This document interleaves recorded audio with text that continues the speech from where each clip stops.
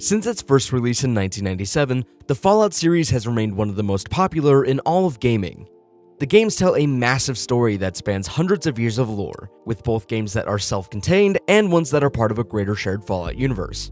With so many games and so many stories spanning such a large amount of time, keeping track of the Fallout games in chronological order can certainly be a challenge, but one absolutely worthwhile for fans of the series. Starting with Fallout 76. Although it's the most recent game to come out, Fallout 76 is chronologically set the earliest. The game takes place in the year 2102, and it covers an event that is incredibly significant to the wider lore of Fallout. Serving as a prequel to the main games, it's set 25 years after the nuclear war that devastated the world during the era of Reconstruction. The player controls one of the lucky or arguably unlucky few who survived the bombs in the Vault-Tec-made shelter, Vault 76.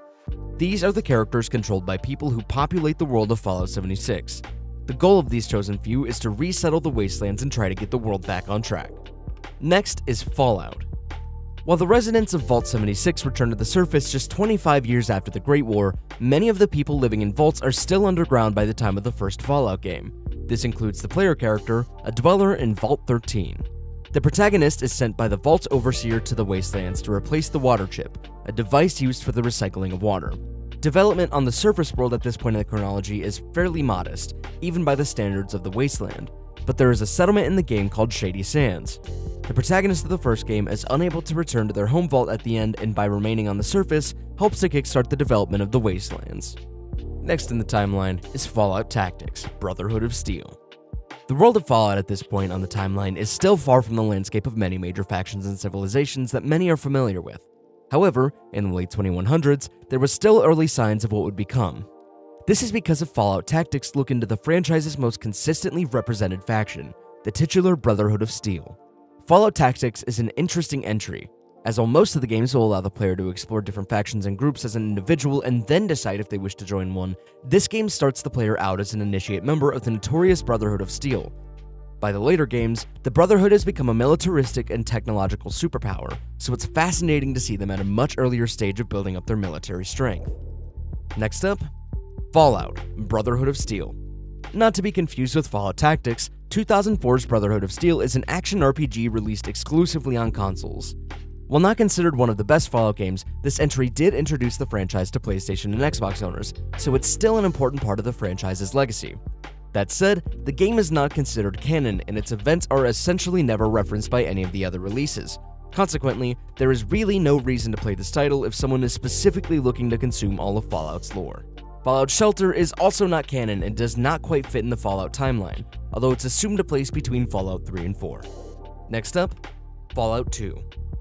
Although it takes place almost 100 years after the first game, Fallout 2 serves as kind of a direct narrative sequel to it.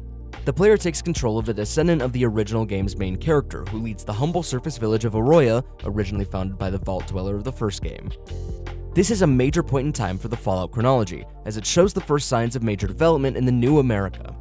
After the player obtains the Garden of Eden creation kit, they help the village of Arroya become a major city as part of the new California Republic, which would go on to become one of the biggest and most significant factions in the whole series.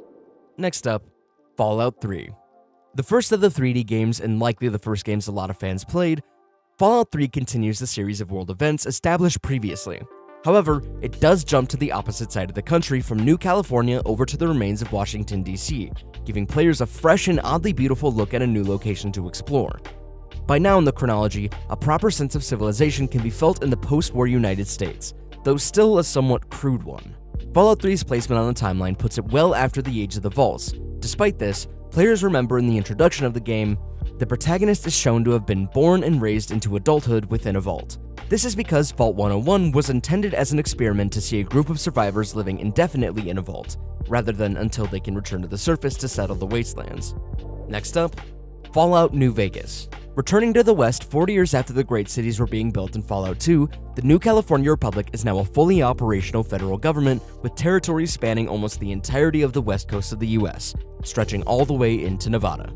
They still face struggles, however, as they fight a brutal war for control against Caesar's Legion. The game takes place 4 years after Fallout 3 on the timeline.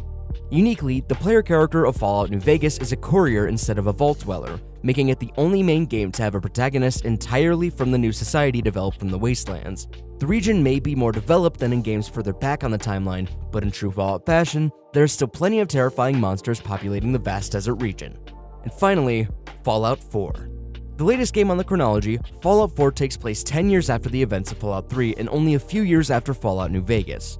The player can now explore a region known as the Commonwealth, which is the remains of Boston and some of the wider New England region. While officially the furthest into the future chronologically, Fallout 4's opening does provide a playable glimpse of pre-war America, initially set in 2077, which is the earliest playable time in the franchise.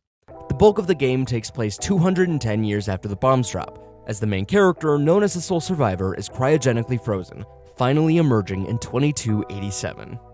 That was a brief overview of the chronological order of events in the games. Thank you for watching Game Rant. I'm Cameron, and we'll see you next time.